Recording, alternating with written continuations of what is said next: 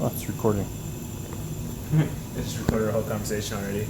Yeah, we did. Okay, if you could tell me what your name is. My name is Noel Dawson. Noel, what do you do here at CHTM? I'm a graduate student in the Nanoscience and Microsystems program. I've been here for 4 years, and I do outreach and I do polymer processing research. Uh-huh. What does polymer processing research do? What is it going to do to help us as a society? So the polymer that I work on specifically is called PVDF. It's a ferroelectric polymer, which means that it could be used for energy generation. So you've probably seen news articles about putting like shoe insoles that will generate electricity while you're walking or something. So this polymer can do that.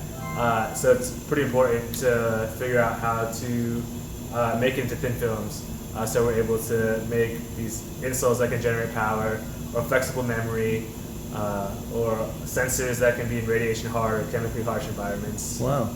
So maybe you could put that on roadways, and then every time a car went by, it would make Yeah, power. so you could definitely put it on roadways, and every time a car went over, it would generate power and stuff.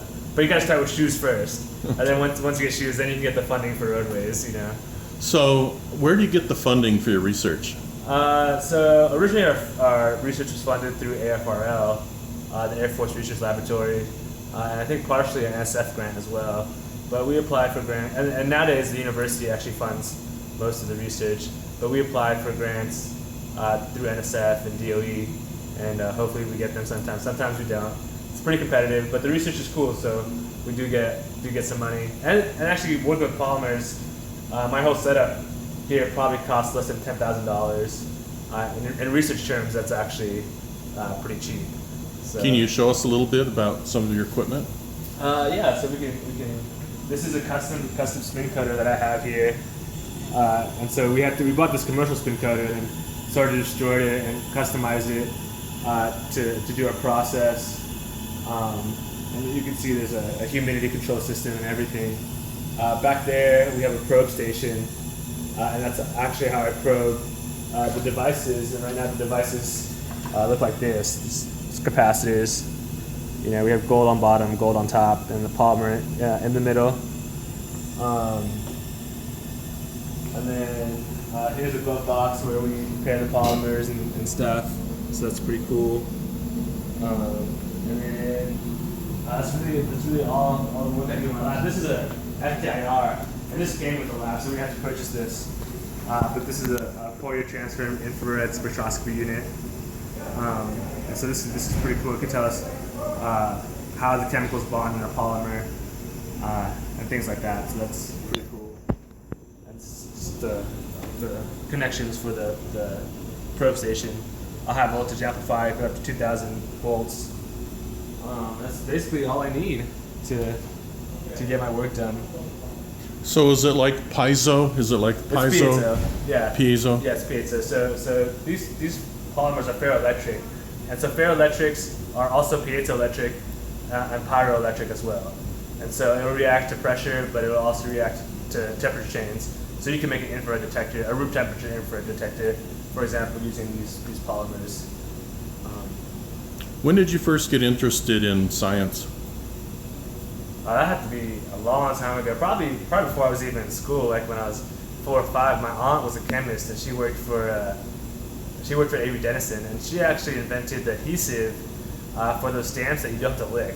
So if you're old enough, you remember that you used to have lick stamps back in the day, you know, before you put them on envelopes. So she invented the adhesive that they put on stamps and so she got me involved in science, and she was really awesome. She died a few years ago of cancer, but you know, we used to stay at her house all the time, and I used to ask her a bunch of questions like, why is the sky blue, and all kinds of things, and she would just answer them. And so I guess that really sparked my interest in science, and my parents just nurtured it from there. So. What about engineering? How is engineering different than science?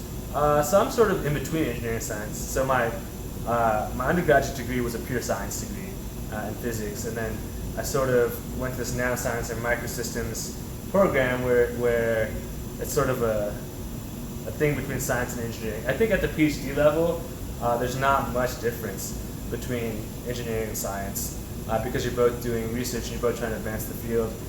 Maybe engineering has a little bit more applications for real life, and science can include things that are more abstract, like particle physics or something like that.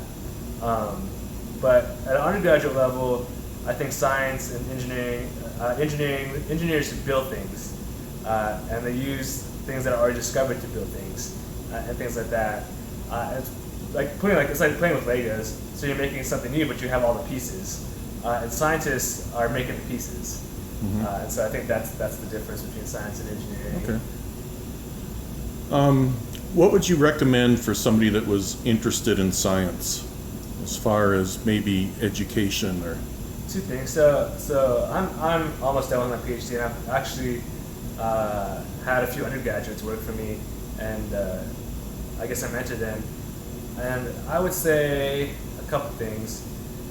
One, don't worry about school too much. So everyone wants to get straight A's and do all these things, but I find that students who get straight A's aren't very creative, or aren't very good in the lab. You know, they know a lot about theory, but then when you're like, hey, you know, probe a sample, they can't do it, you know.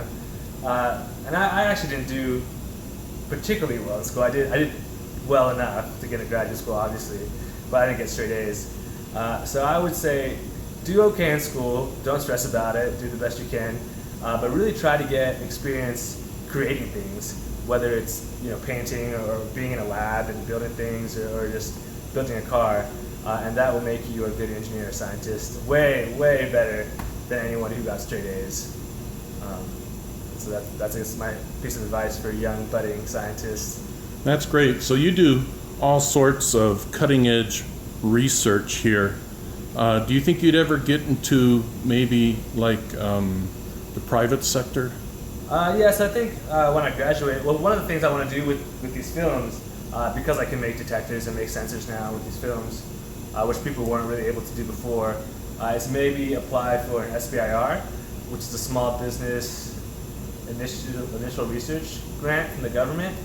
And I think the first year is like something, the first 6 months is like $200,000, and then if you make a prototype or are successful, then they fund you for 2 years, like $1 million a year or something, to start your own business. So I would love to start my own company making sort of sensors and stuff and doing that kind of stuff. But if that doesn't work out, then I'll probably go into private industry. There's a lot less barriers to do research in private industry than there is in academia. Okay, well, I'm excited to start riding my bicycle at night and have the tires generate the electricity for the lights. Yeah, definitely, man. That'd be cool. Is there anything else you'd like to say to students that'll be watching this video? Just don't let people tell you that you can't do anything.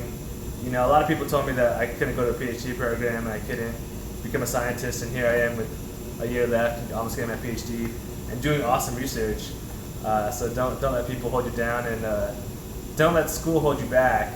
So do well in school, but try to be creative and try to have fun with life, and you'll do all right. Great, thank you. Thank you.